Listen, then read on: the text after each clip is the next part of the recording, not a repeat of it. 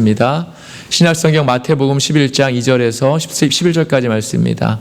마태복음 11장 2절에서 11절까지 말씀입니다. 한 절씩 교독하시겠습니다. 요한이 옥에서 그리스도께서 하신 일을 듣고 제자들을 보내어 예수께 여짜오되 오실 때가 당신이 오니까 우리가 다니기를 기다리노라. 예수께서 대답하여 이르시되 너희가 가서 듣고 보는 것을 요한에게 알리되 내게 보며 못 보는 사람이 오며 나를 한 사람의 답을 받으며 못 듣는 자가 들으며 죽은 자가 살아나며 하나님 자에게 복이 전파되라. 누구든지 나로 말미암아 실족하지 아니하는 자는 복이 있도다 하시니라. 그들이 하나님의 예수께서 우리에게 요한에 대하여 말씀하시되 너희가 무엇을 보려고 광야에 나갔더냐 바람에 흔들리는 갈대냐. 그러면 너희가 무엇을 보려고 나갔더냐? 부드러운 옷 입은 사람이냐? 부드러운 옷을 입은 사람들은 왕궁에 있느니라. 그러면 너희가 어찌하여 나갔더냐 선지자를 보기 위함이었더냐. 옳다 내가 너희에게 그러니 선지자보다 더 나은 자냐. 기록된 바 보라 내가 내 사자를 내 앞에 보내노니 그가 내 길을 내 앞에 준비하리라 하신 것이 이 사람에 대한 말씀이니라.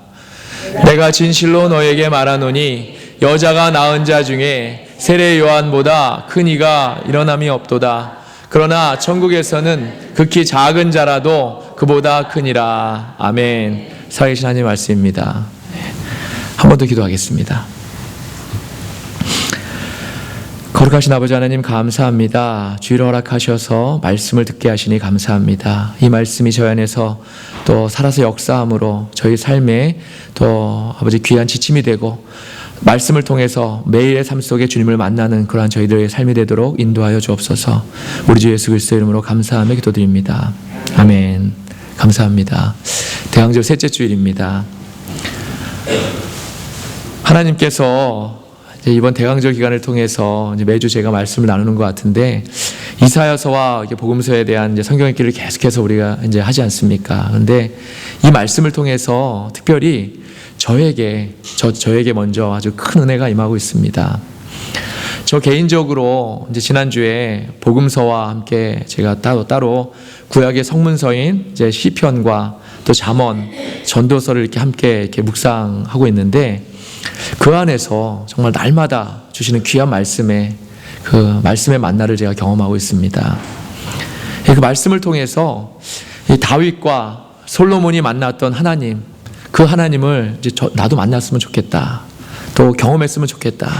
이런 간절한 그런 마음이 생기게 되고요.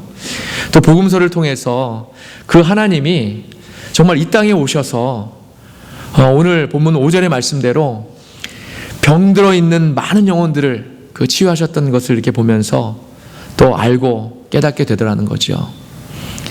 말씀을 통해서 맹인이 보고 또 못 걷는 사람이 걷고 나병 환자가 깨끗함을 받고 못 듣는 자가 듣게 되고 결국은 죽은 자가 다시 살아나면서 가난한 자에게 복음이 전파되는 그런 이 역사를 우리가 보게 됩니다. 특별히 하나님의 말씀을 듣는 바로 이 시간에 이러한 치유의 역사가 저와 여러분과 또 여러분 가정에 임하실 수 있기를 주님의 이름으로 간절히 축원합니다. 아멘. 초대교회에서는 성도들이 지금 당장이라도 임하실 그 주님을 기다리는 마음으로 또 그 오심을 간절히 사모하는 마음으로 이렇게 살았었습니다. 그래서 초대교인들은 죽음도 두렵지 않았고요. 또 누가 핍박으로 이렇게 해도 두려워하지 않았었습니다. 이미 주님을 3번이나 부인했었던 베드로도 부활하신 주님을 다시 이제 만나게 되고 오순절 성령 강림을 통해서 성령의 충만함을 받게 되죠. 그런 것들을 경험하면서 결국 그가 순교할 때는 주님이 십자가에 매달리셨는데 어떻게 내가 감히 주님과 똑같은 모습으로 매달릴 수 있겠는가 이러면서 거꾸로 매달려 죽었다고 이렇게 전해지죠. 이렇게 다시 오실 주님을 기다리는 마음으로 살게 되니까 세상의 어떠한 것들도 그 초대교인들을 실족시키지 못하고 또 무너뜨리지 못하더라는 것입니다. 이렇게 기다림은 소망을 갖게 합니다. 또한 소망을 통해서 담대하고 강하게 합니다. 그런데 이 기다림이 이제 너무 길어지게 되니까 이제 문제가 됩니다. 너무 길어지게 되면 소망도 점차 그 힘을 잃어갈 수밖에 없게 됩니다. 기다리다가 지친다는 말이 있죠. 금방 올 것 같은데 기다리고 또 기다렸는데도 오지 않으면 나중에 이제 기다림에 지치다가 마침내는 그 기다림이 완전히 무뎌지게 되더라는 겁니다. 그래서 그 기다리던 분이, 정말 그들이 기다리던 분이 지금 바로 내 앞에 오셨는데, 그런데도 그분이 그리스도이시고 또 메시아이신지 깨닫지 못하고 알지 못하게 되더라는 겁니다. 하나님께서는 이사야 선지자나 이제 많은 선지자들을 통해서 그리스도가 오심을 예언하게 하셨습니다. 당시의 선지자들이 예언을 통해서 정말 금방이라도 그들에게 그리스도, 즉 메시아가 오셔서 자신들을 바벨론의 그런 압제에서 당장이라도 정말 하나님께서 모세를 통해서 애굽으로부터 구원해 주신 것처럼 구해 주실 것으로 이렇게 생각하고 있었다는 겁니다. 또 그러면서 기다렸다는 거죠. 그런데 이제나 저제나 기다려도 그들에게 구원의 메시아는 오지 않았고 이제 그 이후로 400년이나 지나서 지금 당신의 백성들이 로마의 압제에서 시달리고 있는데도 그리스도는 전혀 오실 기미가 보이지 않는 겁니다. 그래서 그들은 지금 메시아 오심을 기다림에 지쳐서 그분을 완전히 잊고 체념한 채 살고 있었음을 우리가 보게 됩니다. 왜냐하면 예수님이 오셔서 천국에서 일어날 일들을 지금 행하고 계시는데도 그들이 전혀 깨닫지 못하고 있지 않습니까? 이분 그리스도의 오심을 고든 길로 준비하기 위해서 먼저 이 땅에 보냄을 받았던 세례 요한조차도 예수님이 메시아임을 확신하지 못하고 있지 않습니까? 요한이 예수님이 행하시는 사역을 옥에 갇혀서 이제 제자를 통해서 들었다고 했습니다. 요한이 옥에 갇혀 있는 이유는 이제 헤롯 왕이 그의 동생 빌립의 아내인 헤로디아를 자기 아내로 삼은 것에 대해서 헤롯에게 그 행동이 옳지 못하다 이렇게 요한이 이야기합니다. 그러자 헤롯이 그를 옥에 가둔 거죠. 결국 그는 옥에 갇혀서 헤롯의 생일날 이제 죽게 되는 것을 우리가 다른 본문을 통해서 알게 됩니다. 아무튼 그러한 예수님의 사역을 듣고 난 요한이 제자들을 보내서 예수님께 묻습니다. 오실 그이가 당신이 오니까 우리가 다른 일을 기다려오리까? 오실 그분이 바로 당신입니까? 아니면 우리가 다른 사람을 다시 또 기다려야 됩니까? 이 말씀을 통해서 우리는 하나님이 생각하시는 계획과 사람들의 기대가 얼마나 다른가를 깨닫게 됩니다. 이스라엘은 이미 출애굽을 통해서 강력한 하나님을 경험한 바 있습니다. 애굽에서 자신들을 건져내신 하나님은 정말 강력한 하나님이셨습니다. 전지전능한 하나님이셨습니다. 그 당시에 그 지역을 통치하던 정말 강력했던 애굽의 왕을 직접 하나님께서 10가지 재앙을 통해서 물리치셨던 하나님이십니다. 그래서 그들이 생각하는 메시아는 적어도 지금의 로마의 압제에서 자신들을 완전히 정말 해방시켜 주실 그런 강력한 메시아였던 겁니다. 그런데 그들이 정작 깨닫지 못한 것이 있다는 겁니다. 그것은 바로 그들의 죄에 대한 해결이었습니다. 하나님께서 애굽 당시처럼 정말 강력하게 메시아로 임하신다고 하더라도 그들은 또다시 하나님께 불순종하고 패역할 것이 분명합니다. 왜냐하면 그들은 지금 당장은 어떻게 로마에서 해방된다고 하더라도 결국 또다시 궁극적으로는 그들의 죄에서 자유롭지 못하기 때문입니다. 언제든지 또다시 하나님을 거부하고 이방신들을 섬길 수 있는 것이 바로 죄의 속성이기 때문입니다.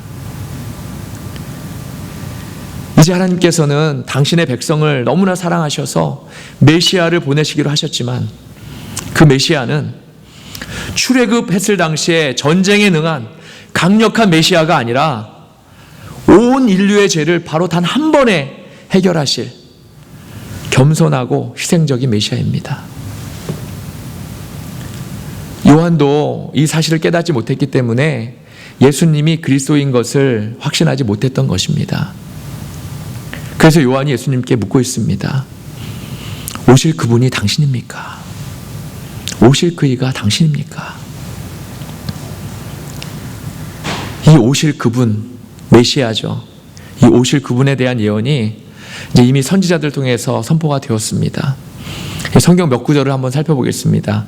먼저 창세기 49장 10절입니다.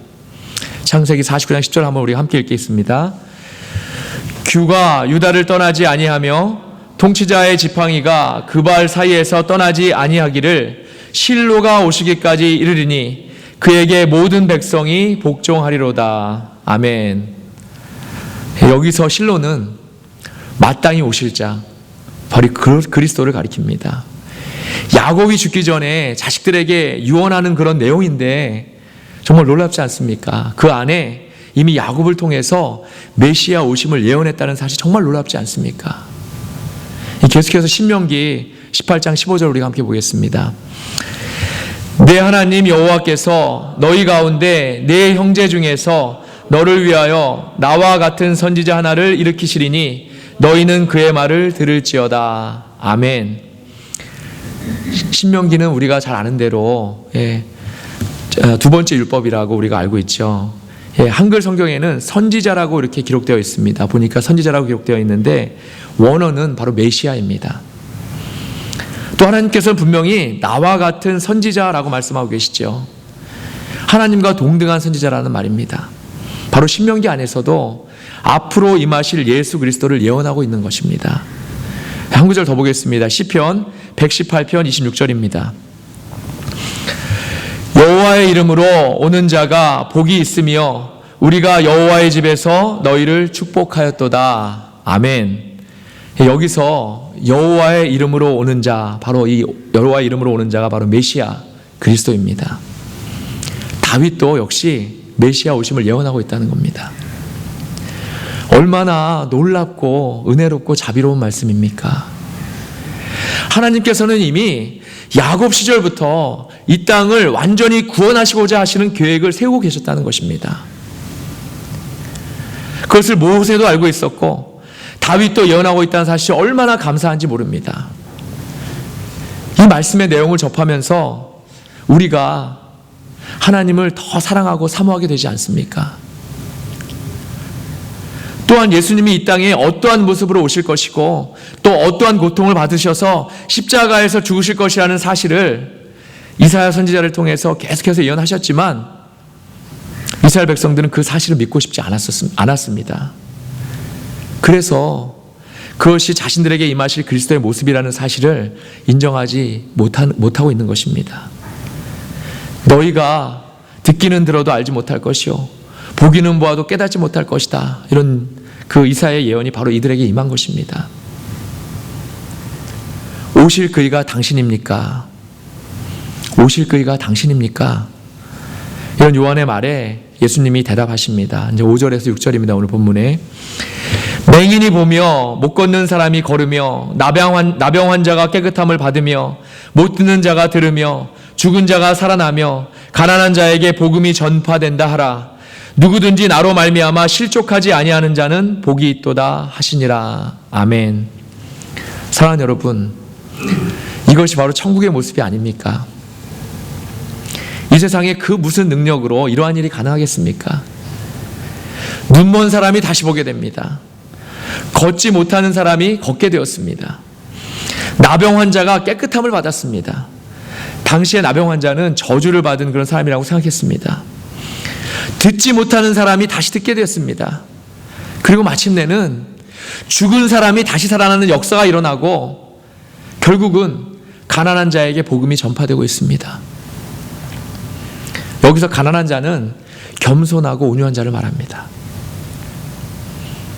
이것이 예수님이 지금 행하고 계시는 일입니다. 사실 예수님께서는 이 땅에 오셔서 이 땅에서 우리에게 천국을 지금 보여주고 계시는 것입니다. 천국의 사역을 하시는 것이고 사람들로 하여금 정말 천국의 기쁨을 누리게 하시고 계시는 것입니다. 그런데도 사람들은 듣고 보아도 알고 깨닫지 못함으로 그분이 하나님의 아들이신 메시아 그리스도임을 인식하지 못하고 있는 겁니다. 그런데 예수님이 말씀하시고 계신 6절의 말씀이 예사롭지 않습니다. 다시 한번 제가 읽어보겠습니다. 6절에 누구든지 나로 말미암아 실족하지 아니하는 자는 복이 있도다 하시니라. 아멘. 사실 오늘 설교 말씀의 이 6절이 말씀이 핵심입니다. 제가 오늘 여러분과 정말 나누고 싶은 말씀이 바로 이 말씀입니다. 이사야서 8장 14절과 15절 한번 함께 보겠습니다. 이사야서 8장 14절과 15절입니다. 함께 읽겠습니다. 그가 성소가 되시리라. 그러나 이스라엘의 두 집에는 걸림돌과 걸려 넘어지는 반석이 되실 것이며 예루살렘 주민에게는 함정과 올무가 되시리니 15절입니다. 많은 사람들이 그로 말미암아 걸려 넘어질 것이며 부러질 것이며 덫에 걸려 잡힐 것이니라. 아멘. 이 말씀의 이해를 돕기 위해서 복음서의 말씀을 또 몇 군데 더 살펴보겠습니다. 먼저 마가복음 6장 3절입니다. 마가복음 6장 3절 함께 읽겠습니다. 이 사람이 마리아의 아들 목수가 아니냐? 야고보와 요셉과 유다와 시몬의 형제가 아니냐? 그 누이들이 우리와 함께 여기 있지 아니하냐 하고 예수를 배척한지라.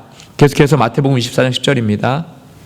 그때 많은 사람이 실족하게 되어 서로 잡아주고 서로 미워하겠으며. 아멘. 또 말씀 한 구절 더 보겠습니다. 마태복음 13장 57절입니다. 예수를 배척한지라. 예수께서 그들에게 말씀하시되 선지자가 자기 고향과 자기 집 외에서는 존경을 받지 않음이 없느니라. 아멘. 예, 많은 성경을 읽었는데요. 오늘 본문 6절에 예수님이 하신 말씀이 무슨 말씀인지 대충 이해가 되실 것 같습니다. 이것이 저와 여러분에게 임하고 있는 현재 우리의 상황이기도 합니다. 지난 9월에 제 부모님을 뵈러 한국에 갔을 때 형제들과도 비교적 많은 시간을 보내게 됐습니다. 저희는 이남 4녀해서 6형제를 두고 있는데 그 중에서 아직도 믿지 못하는 형제들이 2명 정도 있고 믿는다고 하는 형제들도 신실하게 믿지 못하는 사람이 대부분입니다. 그래서 부끄러운 이야기지만 아직도 형제들이 모이면 세상적인 모습과 또 세상적인 그런 이야기들로 시간을 보냅니다. 그렇기 때문에 제가 항상 한국에 들어가기 전에 미리 나름대로 이제 단단히 준비를 하고 가는데도 막상 만나서 같이 시간을 보내다 보면 복음을 전하는 것도 쉽지 않고 또 기껏해야 이제 제가 할 수 있는 하는 말이 말씀 열심히 읽으라고 또 주일에 교회에 꼭 가자고 그런 정도가 이제 답니다. 형제들 모두 모여서 테이블에 앉아도 저와 부모님과 그래도 또 믿음 좋은 큰 누님과 막내 누님이 이제 따로 한 테이블에 앉고 나머지 다른 형제들은 다 같이 이제 앉아서 이제 우리가 이야기하는 그들만의 잔치를 하게 됩니다. 제가 형제들 앞에서 왜 이렇게 약해지겠습니까? 제가 왜 이렇게 약해졌을까요? 형제들과 관계가 깨지기 싫어서입니다. 그들이 저를 미워하고 저를 따돌리고 또 제가 얘기하면 잘난 척한다고 손가락질 할까봐 그것이 운연중에 두려워서 복음을 제대로 선포하지 못하는 겁니다. 가족과 형제는 특별히 저에 대해서 너무나 많은 것을 알고 있지 않습니까? 저의 어두운 과거를 다 알고 있고 예전에 너가 어떻게 살았고 어떻게 지내왔는지를 우리가 잘 알고 있는데 이제 와서 너만 거룩한 척, 너만 제대로 된 사람인 척 이렇게 하는 게 우습다고 생각할까봐 그리고 그것으로 인해서 그들과 관계가 완전히 깨질까봐 겁이 나는 거죠. 그래서 사실 오늘 말씀은 먼저는 저에게 해당되고 특별히 저에게 주시는 말씀이라고 저는 생각합니다. 오늘 예수님의 말씀이 얼마나 정확하십니까? 예수님께서도 당신의 가족들과 형제들에게 똑같은 일을 당하지 않으셨습니까? 선지자가 자기 고향과 자기 집에서는 존경을 받지 못하지 않느냐? 존경을 받지 못하기만 하면 괜찮은데 멸시와 따돌림을 받게 되지 않습니까? 그런데 그럼에도 불구하고 예수님은 가족들에게 또 그 이웃들에게 복음을 전하셨습니다. 나중에 예수님의 형제들이 초대교회에서 많은 일로 섬겼고, 그 중에서도 이제 예수님의 동생 야고보는 초대 예루살렘 교회의 담임 목사님으로 복음을 위해서 헌신하면서 이 야고보서를 쓰기도 했습니다. 그러면서 예수님이 말씀하지 않으십니까? 누구든지 나로 말미암아 실족하지 않는 자는 복이 있도다. 아멘.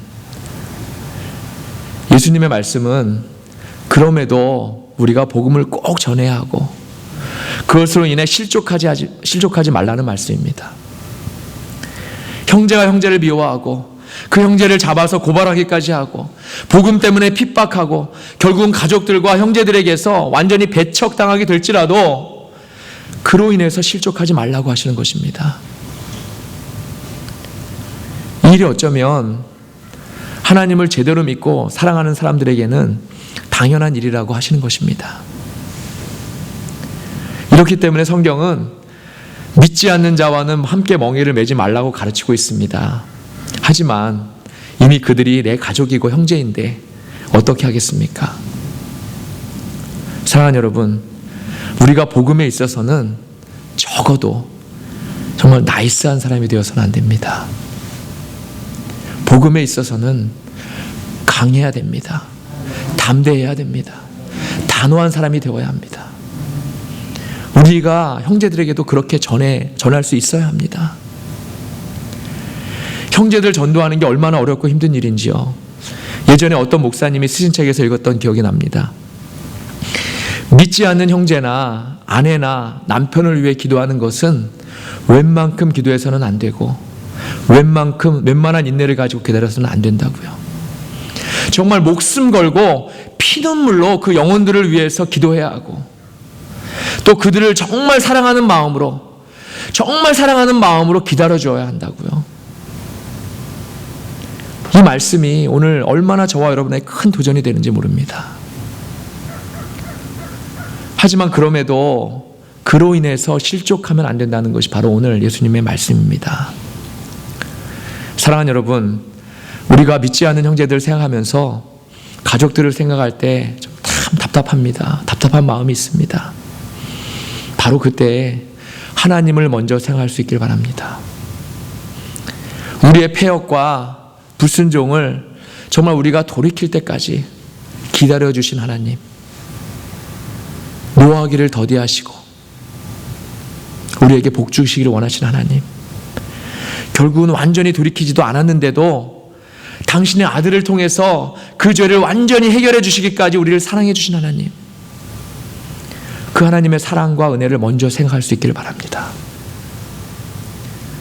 우리가 실족하지 않는 방법은 하나님을 사랑하는 마음에 있는 줄로 믿습니다. 아멘. 그리고 초대교회 성도들이 정말 죽음을 불사할 정도로 담대할 수 있었던 것이 바로 주님 오심을 기다리는 그런 간절한 마음 때문이었습니다. 바로 마라나타의 신앙이, 마라나타, 주님 어서 오시옵소서, 마라나타의 신앙이 그들이 실족하지 않고 끝까지 그들의 믿음을 지키게 했다는 것입니다.